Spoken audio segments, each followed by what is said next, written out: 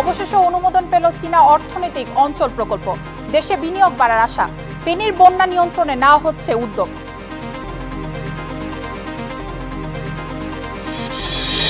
বগুড়াকে ঘিরে 10 বড় উন্নয়ন প্রকল্প। বাস্তবায়ন হলে বদলে যাবে উত্তরের প্রবেশদ্বার। আশায় বুথ বাঁধছেন স্থানীয়রা। নিরপেক্ষ পর্ষদ গঠনের দাবিতে গভর্নরের কাছে স্মারকলিপি ইসলামী ব্যাংক ফোরামের। আস্থা বজায় রাখার তাগিদ বিশেষজ্ঞদের।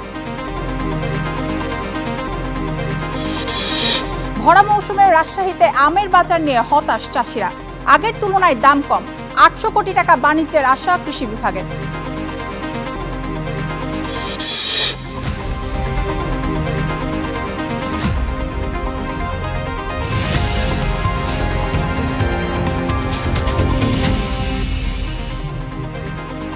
আমন্ত্রণ, দেখছেন স্টার বিস্টুডে, সঙ্গে আছি আমি মায়াশিকা রহমান। অবশেষে অনুমোদন পেল আলোচিত চীনা অর্থনৈতিক অঞ্চল প্রকল্প। এটি বাস্তবায়ন হলে ব্যয় হবে 4,189 কোটি টাকা। এছাড়া মঙ্গলবার জাতীয় অর্থনৈতিক পরিষদের নির্বাহী কমিটি একনেক সভায় 7,003 কোটি টাকা ব্যয়ের 5টি একনেক সভায় অনুমোদন পায়। নির্বাচনের ইশতেহার অনুযায়ী উন্নয়ন প্রকল্প বাস্তবায়নে তৎপরতা শুরু করেছে বিএনপি সরকার। তবে দুর্বল অর্থনৈতিক পরিস্থিতিতেও উন্নয়ন ব্যয় মেটানোর জন্য নিতে হচ্ছে কঠিন শর্তের ঋণ। চীনা অর্থনৈতিক অঞ্চল তেমন এক প্রকল্প। জাতীয় অর্থনৈতিক পরিষদের নির্বাহী কমিটি একনেক সভায় প্রকল্পটি অনুমোদন পেয়েছে। এর আগের সভায় এটি অনুমোদন দেওয়া হয়নি। প্রধানমন্ত্রী তারেক রহমানের সভাপতিত্বে সচিবালয়ে অনুষ্ঠিত মঙ্গলবারের সভায় মোট 5টি প্রকল্পের অনুমোদন দেওয়া হয়েছে, যার মোট ব্যয় ধরা হয়েছে 7,003 কোটি 36 লাখ টাকা। এর মধ্যে সরকারের নিজস্ব অর্থায়ন 4,536 কোটি 10 লাখ টাকা এবং প্রকল্প ঋণ 2,467 কোটি 26 লাখ টাকা। Supporting infrastructures project for Chinese economic and industrial zone চট্টগ্রামের আনোয়ারাতে যে চাইনিজ ইকোনমিক জোন আছে সেটার যে সাপোর্টিং ইনফ্রাস্ট্রাকচার সেটা তৈরির একটি প্রকল্প প্রস্তাব বাংলাদেশ সরকারের আংশিক অর্থায়নে এবং বাকিটা বিদেশি ঋণে চীনের ঋণে এই প্রকল্পটি হবে। একনেক সভা শেষে পরিকল্পনা মন্ত্রণালয়ের সভা পরবর্তী সংবাদ সম্মেলনে প্রতিমন্ত্রী জানান, সরকার সুনির্দিষ্ট রোড ম্যাপ ও নির্বাচনী ইশতেহারকে সামনে রেখেই কাজ করে যাচ্ছে। চলমান প্রজেক্টগুলো যেগুলো আমাদের ইনহেরিট করতে হয়েছে, সরকারকে তো এক ধরনের ধারাবাহিকতা রক্ষা করতে হয় ন্যূনতম, সেই জায়গায় যে চলমান প্রকল্পগুলো আছে সেইটার বিচার বিশ্লেষণ এবং নতুন প্রকল্পগুলোকে পুনঃসজ্জিত করা, এটা যে নির্বাচনী ইশতেহার আছে তার সাথে এটাকে অ্যালাইন করা। একনেক সভায় অনুমোদন পাওয়া নতুন প্রকল্প 3টি ও সংশোধিত প্রকল্প 2টি, যার মধ্যে আছে ফেনীতে বন্যা নিয়ন্ত্রণ মোকাবিলায় একটি সংশোধিত প্রকল্প। ঈশিতা ব্রহ্ম, স্টার নিউজ, ঢাকা। বগুড়াকে ঘিরে ঘোষিত 10টি বড় উন্নয়ন প্রকল্প বাস্তবায়িত হলে বদলে যাবে উত্তরাঞ্চলের এই প্রবেশদ্বার। আন্তর্জাতিক বিমানবন্দর, আধুনিক বিশ্ববিদ্যালয় এবং নতুন রেলপথ সহ একগুচ্ছ মেগা প্রজেক্টে পাল্টে যাবে শিক্ষা, শিল্প, কৃষি, অর্থনীতি সহ সামগ্রিক চিত্র, যা ঘিরে আশার আলো দেখছেন স্থানীয় বাসিন্দারা। উত্তরাঞ্চলের অর্থনৈতিক ও যোগাযোগের অন্যতম প্রাণকেন্দ্র বগুড়া। এই জেলাকে আরও আধুনিক ও স্বয়ংসম্পূর্ণ করতে এবার নেওয়া হচ্ছে মহাপরিকল্পনা। গেল শুক্রবার বগুড়া প্রেস ক্লাবের মতবিনিময় সভায় প্রধানমন্ত্রীর পক্ষে 10টি বড় উন্নয়ন প্রকল্পের ঘোষণা দেন স্থানীয় সরকার প্রতিমন্ত্রী মীর শাহে আলম। মেগা প্রকল্পগুলোর মধ্যে 12,500 কোটি টাকা ব্যয়ে সিরাজগঞ্জ বগুড়া রেলপথ এবং রানীরহাট থেকে গাবতলী পর্যন্ত মেট্রো রেলের আদলে আধুনিক ট্রেন যোগাযোগ ব্যবস্থা, সাথে বগুড়া নওগাঁ ও মোকামতলা জয়পুরহাট মহাসড়ক 6 লেনে উন্নীতকরণ। এছাড়া যোগাযোগ ব্যবস্থার ক্ষেত্রে থাকছে কার্গো ও পাইলট ট্রেনিং সুবিধাসহ আন্তর্জাতিক বিমানবন্দর। আমরা একটি বহুমাত্রিক বিমানবন্দর হিসাবে পেতে যাচ্ছি। সেখানে 6টি সুবিধা থাকছে আমাদের। এটা একটি আন্তর্জাতিক মানের বিমানবন্দর হচ্ছে এবং উত্তরাঞ্চলের প্রথম আন্তর্জাতিক এবং দেশের পঞ্চম আন্তর্জাতিক বিমানবন্দর হিসাবে বগুড়া বিমানবন্দরটি আলোর মুখ দেখতে যাচ্ছে। উচ্চশিক্ষার প্রসারে শহরের বাইরে গড়ে উঠবে কৃষি, প্রকৌশল ও বিজ্ঞান অনুষদ সমৃদ্ধ বিশ্ববিদ্যালয়, সাথে থাকছে আন্তর্জাতিক মানের ফুটবল স্টেডিয়ামও। এছাড়া পরিকল্পিত নগর গড়তে বগুড়া উন্নয়ন কর্তৃপক্ষ ও বগুড়া ওয়াসা গঠনেরও পরিকল্পনা রয়েছে সরকারের। পাশাপাশি বাইতুর রহমান সেন্ট্রাল মসজিদের জন্য 25 কোটি ও বগুড়া প্রেস ক্লাবের জন্য 1 কোটি টাকা অনুদানের ঘোষণা দেন প্রতিমন্ত্রী। বগুড়া উন্নয়ন কর্তৃপক্ষ আমরা করতে যাচ্ছি নতুন নতুন ভবন নির্মাণের নকশা অনুমোদন এবং নতুন নতুন উপশহর বা নতুন নতুন আবাসিক এলাকা নির্মাণের ব্যাপারে এই বগুড়া উন্নয়ন কর্তৃপক্ষ গুরুত্বপূর্ণ ভূমিকা পালন করতে পারবে। স্থানীয়রা বলছেন এসব প্রকল্প বাস্তবায়িত হলে বদলে যাবে বগুড়া, বদলাবে কৃষি, অর্থনীতি সহ সামগ্রিক চিত্র। আমাদের বগুড়াতে অবশ্যই যদি একটা বিশ্ববিদ্যালয় হয় বগুড়ায় বাসীর জন্য, এলাকার জন্য খুবই ভালো হয়। সরকার আসার পর আমাদের অনেক কিছুর আশা দেওয়া হচ্ছে, বাট আমরা দৃশ্যমান কোনো কিছু দেখতে পাচ্ছি না। শুধু শুনতেছি যে আমাদের বগুড়ায় এত কিছু উন্নয়ন হবে। সাধারণ ভোটারদের আবেগ অনুভূতি যেন তারা প্রধানমন্ত্রী যেন উপলব্ধি করে সবার মতামত নিয়ে বগুড়া উন্নয়নের ক্ষেত্রে একটি ট্রান্সপোর্ট গঠন করার পরে যেন উনি যেন সিদ্ধান্তগুলো বাস্তবায়ন করলে আমার মনে হয় যে এটা খুব ভালো হবে। শুধু এসব মেগা প্রকল্পই নয়, শিবগঞ্জ উপজেলাকে বিভক্ত করে মোকামতলা নামে 13তম উপজেলা হিসেবে ঘোষণা করা হয়। জজিফ হোসেন প্রতীক, স্টার নিউজ, বগুড়া। নিরপেক্ষ ও যোগ্য ব্যক্তিদের দিয়ে নতুন পর্ষদ গঠন এবং পুরনো মালিকদের হাতে ব্যাংকের মালিকানা বুঝিয়ে দেওয়া সহ 7 দফা দাবিতে গভর্নরের কাছে স্মারকলিপি দিয়েছে ইসলামী ব্যাংকের সচেতন গ্রাহক ফোরাম। সোমবার বিক্ষোভ মিছিল দিয়ে বাংলাদেশ ব্যাংকের সামনে যান আন্দোলনকারীরা। পরে গভর্নরের কাছে 7 দফা দাবি দিয়ে স্মারকলিপি দেওয়া হয়। খুরশিদ আলম সহ সব পরিচালকদের নিয়োগ বাতিল করে পর্ষদ ভেঙে দেওয়ার 2 দিন পরও মাঠ ছাড়েনি ইসলামী ব্যাংক ইস্যুতে আন্দোলন করা গ্রাহকরা। মঙ্গলবার বেলা 11টার দিকে রাজধানীর মতিঝিলে অবস্থান নেন তারা বলছেন ব্যাংক লুটের সহযোগীদের দিয়ে ইসলামী ব্যাংকের নতুন বোর্ড গঠন করা হলে তা মেনে নেওয়া হবে না। এ সময় দাবি জানানো হয় 2017 সালের আগের মালিকদের কাছে ব্যাংকটির মালিকানা ফিরিয়ে দিতে হবে।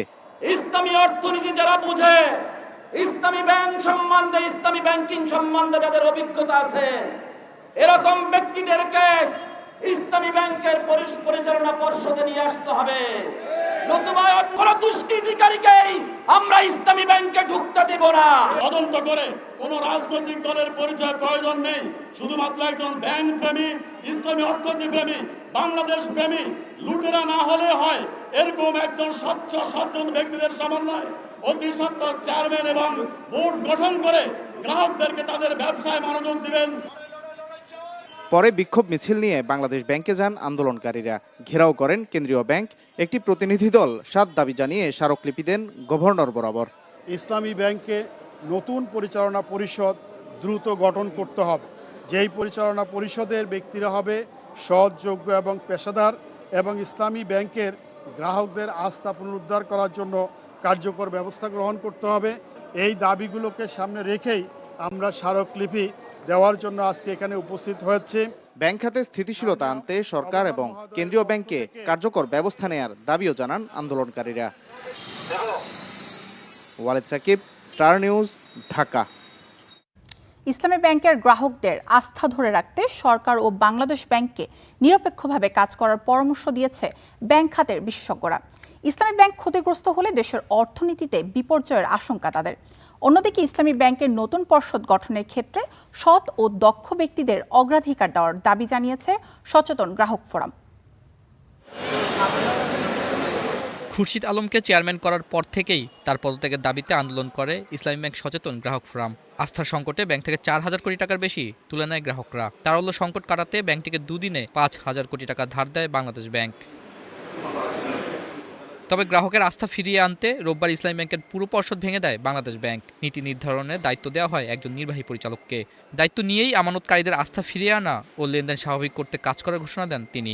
গ্রাহকদের আর পিছনে ফিরে তাকাতে হবে না, আপনারা নির্বিঘ্নে আপনাদের লেনদেন করবেন, স্বাভাবিকভাবে লেনদেন চলবে। অর্থনীতিবিদরা বলছেন ইসলামী ব্যাংক দেশের অর্থনীতির অন্যতম একটি চাকা। এই ব্যাংক থেকে গ্রাহকের আস্থা উঠে গেলে বড় বিপর্যয়ের আশঙ্কা তাদের। আমানতকারীরা যদি ব্যাংকমুখী না হন, তারা যদি তাদের সঞ্চয়ের যে উদ্বৃত্ত যেটা অংশ আছে সেটা যদি ব্যাংকে জমা করতে এখনো স্বাচ্ছন্দ্য বোধ না করেন, ঝুঁকি অনুভব করেন, সেক্ষেত্রে এই সরকারি তহবিল থেকে বা বাংলাদেশ ব্যাংকের মাধ্যমে সময়ে সময় যে তারল্য সহায়তা দেওয়া হচ্ছে, এ কিন্তু আলটিমেটলি দীর্ঘমেয়াদী ব্যাংকে সমাধান নিয়ে আসবে না। গ্রাহকের আস্থা ধরে রাখতে তারল্য সহায়তার পাশাপাশি সরকার ও বাংলাদেশ ব্যাংকে ইতিবাচক পদক্ষেপ নেওয়ার পরামর্শ ব্যাংক খাতের এই বিশেষজ্ঞের। সরকার তথা রেগুলেটরি প্রতিষ্ঠান হিসেবে বাংলাদেশ ব্যাংক তারা এই ব্যাংকে খুব বেশি মাত্রায় যে এক্সপেরিমেন্টিং যেটা তারা করতে চাচ্ছেন বা করেছেন ইতিমধ্যে, সেখান থেকে আমার কাছে মনে হয় তারা সুবিবেচনাপ্রসূত সিদ্ধান্ত নেবেন। পরবর্তী যে পরিচালনা পর্ষদ আসবেন বা ঊর্ধ্বতন ব্যবস্থাপনা কর্তৃপক্ষে যারা আসবেন তাদেরকে যাতে বাদ বিচার করে এবং একটি দক্ষ বাছাই প্রক্রিয়ার মধ্য দিয়ে তুলনামূলকভাবে গ্রহণযোগ্য ব্যক্তিকে যদি এই প্রতিষ্ঠানে পরিচালনার জন্য পরিচালনা পর্ষদে নিয়ে আসা হয়, আমার কাছে মনে হয় আমানতকারীদের আস্থা পুনরুদ্ধার করা সম্ভব। ইসলামী ব্যাংকের নতুন পর্ষদ গঠনের কার্যক্রম চলমান রয়েছে। শিগগিরই গঠন হবে 5 সদস্যের নতুন বোর্ড। আতাউন নিয়ন, স্টার নিউজ, ঢাকা। 2 দিন টানা উত্থানের পর আজ পতন দিয়ে শেষ হয়েছে পুঁজিবাজারের লেনদেন। দেশের প্রধান বাজার ঢাকায় স্টক এক্সচেঞ্জের সূচক কমেছে 35 পয়েন্টের বেশি। অন্যদিকে লেনদেনের কিছু কমে 1096 কোটি টাকা নেমে এসেছে। সূচক কমেছে ডিএসই 30, ডিএসই সরিয়া সূচকেরও। লেনদেন হওয়া প্রতিষ্ঠানগুলোর মধ্যে দাম বেড়েছে 109টির, কমেছে 240টির এবং অপরিবর্তিত আছে 47টি প্রতিষ্ঠানের শেয়ারের দাম। ঢাকা স্টক এক্সচেঞ্জেরকে আজ স্ট্যান্ডার্ড ব্যাংক জানিয়েছে প্রতিষ্ঠানটির রিয়াদ মাহমুদ চৌধুরীকে ব্যবস্থাপনা পরিচালক হিসেবে নিয়োগ দিয়েছে, যা 15 জুন থেকে কার্যকর হয়েছে। এদিকে আর্থিক প্রতিষ্ঠান আইপিডিসি ও বন্দর পরিচালনাকারী প্রতিষ্ঠান সাইফ পাওয়ারটেক জানিয়েছে সম্প্রতি তাদের শেয়ারের দাম বাড়ার পেছনে মূল্য সংবেদনশীল কোনো তথ্য নেই।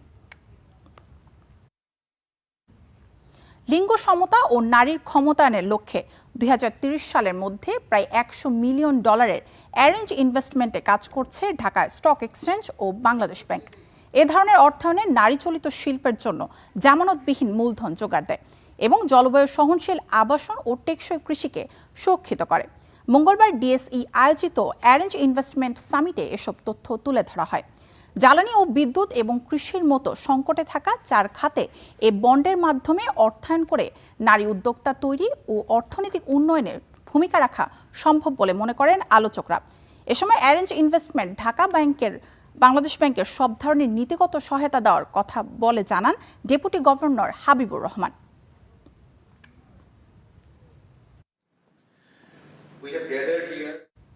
বকেয়া বেতনের দাবিতে ফের সড়ক অবরোধ করে বিক্ষোভ করেছে নাসা গ্রুপের শ্রমিকরা। মঙ্গলবার সকালে রাজধানীর তেজগাঁও শিল্পাঞ্চলে এই বিক্ষোভের ফলে আশেপাশের সড়কে তৈরি হয় তীব্র যানজট। শ্রমিকের দাবি, ঈদের ছুটির পর কোনো ধরনের পূর্ব ঘোষণা ছাড়াই কারখানা বন্ধ করে দেওয়া হয়েছে। এতে অনিশ্চয়তায় পড়েছে কর্মচারীরা। 2.5 ঘন্টা পর প্রতিবাদ ও ক্ষোভ নিরসনে চলতি মাসের 20 তারিখের মধ্যে সমাধানের আশ্বাস জানায় নাসা গ্রুপ কর্তৃপক্ষ। বেলা 12:30টার দিকে সড়ক থেকে আন্দোলনকারীদের সরিয়ে দেয় পুলিশ। এর আগেও বেতন ভাতার দাবিতে বেশ কয়েকবার সড়কে নেমেছে নাসা গ্রুপের শ্রমিকরা।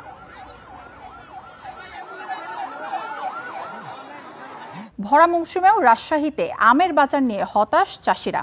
আমের সবচেয়ে বড় মোকাম বনেশ্বরেই কেনাবেচা চলছে খানিকটা মন্দাভাবে। আম চাষিরা বলছেন এবার আমের দাম তুলনামূলক কম, আর পাইকারিরা বলছেন দাম বেশি। যদিও কৃষি সম্প্রসারণ অধিদপ্তর এবার 800 কোটি টাকার আম কেনাবেচার সম্ভাবনা দেখছে, তবে তাদের এই দর নিয়ে উঠেছে প্রশ্ন। জিয়াউল গনিসের রিপোর্ট। পুঠিয়ার বানেশ্বর হাট রাজশাহীর অন্যতম বৃহৎ আমের মোকাম। প্রতিদিনই বাড়ছে সরবরাহ, আসছে নানা জাতের আম। বাঘা, চারঘাট ও পুঠিয়া সহ বিভিন্ন উপজেলার চাষিরা আম নিয়ে আসছেন মোকামে। সাপ্তাহিক হাটবার ছাড়াও প্রতিদিন গড়ে বেচাকেনা হয় 200 থেকে 250 মেট্রিক টন আম। তবে এবার কাঙ্ক্ষিত দাম নেই বলে জানান তারা।